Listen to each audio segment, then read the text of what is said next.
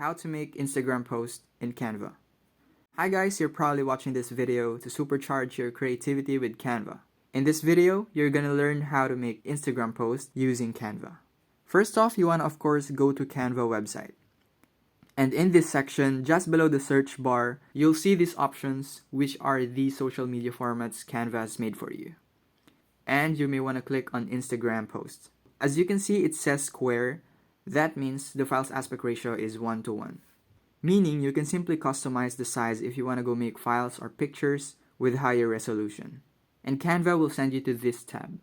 As you can see, Canva has made you format which you could edit to make it look the best. Then what you'll want to do is just click the style you want and you can start adjusting the size, font style, and the colors.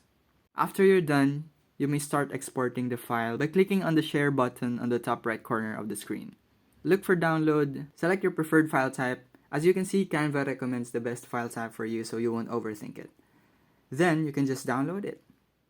That's it for this video. I hope you are able to follow through. And if you enjoyed the video, consider giving the channel a subscription. It's free. And click on the like button. This helps the video reach people in need like you. That's it. Thanks for watching, guys. See you on the next video.